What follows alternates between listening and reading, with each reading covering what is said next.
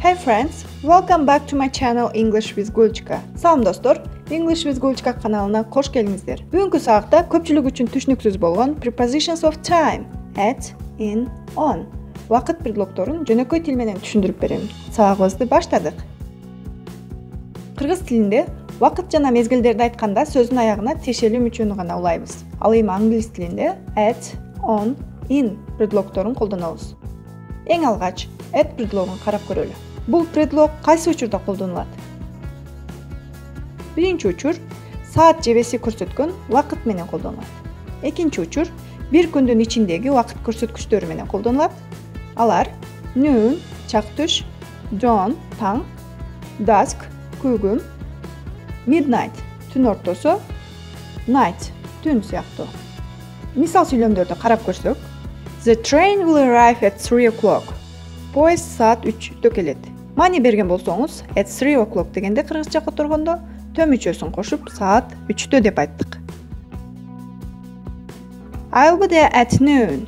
Мен чак түштө барып каламын. I read my son a story at bedtime. Мен балама уктоо убактында жомок окуп берем. She is working at the moment. Азыркы учурда ал иштеп жатат. I finished the course at the end of April. Мен курсту апрелдин аягында бүтөм. Белгилүү вакыт бөлүгүнүн башталышында жана аягында at предлогун колдонобуз. At the end же болбосо at the start. We arrived at the same time. Биз бирдей убакытта келдик. Эки кыймыл аракет бирдей учурда аткарылса, at предлогун колдонобуз. Экинчи предлог in. Бул кайсы учурда колдонулат?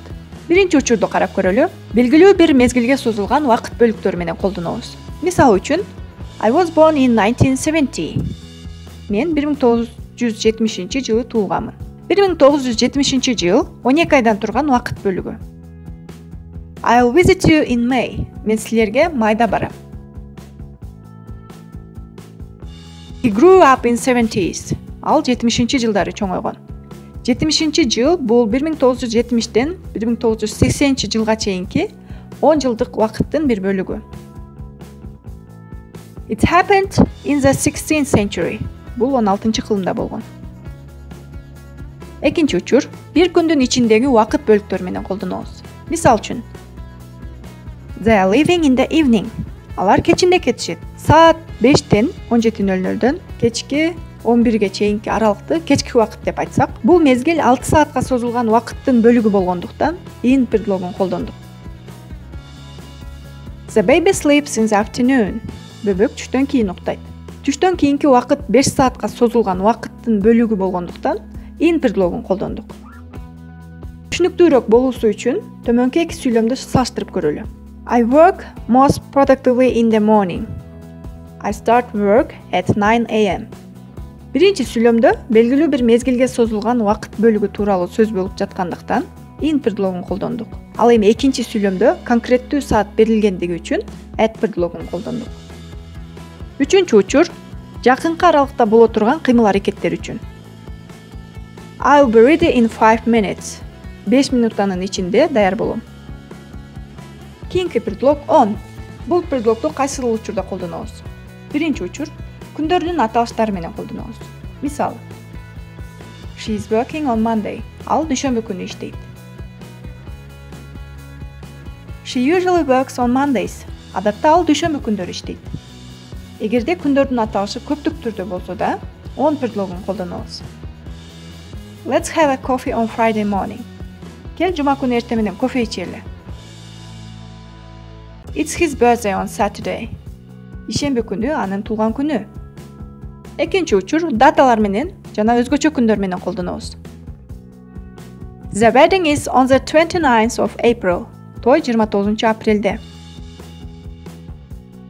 He was born on February 14th. Ал февралдын 14-ндө төрөлгөн. I have an exam on my birthday. Менин туулган күнүм күнү экзаменим бар. Менин туулган күнүм мен үчүн өзгөчө күн болгондуктан on предлогун колдондук. She was born on Valentine's Day. Ал сүйүшкөндөр күнү төрөлгөн. What are you doing on New Year's Day? Жаңы жыл күнү эмне кыласың? Ошол эле учурда What are you doing at New Year's деп айтсак болот. Бирок бул учурда жаңы жыл кирген моментте эмне кыласың деген суроону сурап калабыз. Теманы жакшы түшүндүрдүм деген үмүттөмүн. Сабак жаккан болсо лайк басыңыздар жана каналга катталыңыздар. Суроолор болсо албетте комментарийга калтырыңыздар. Кийинки сабактарда көрүшкөнгө чейин бай бай.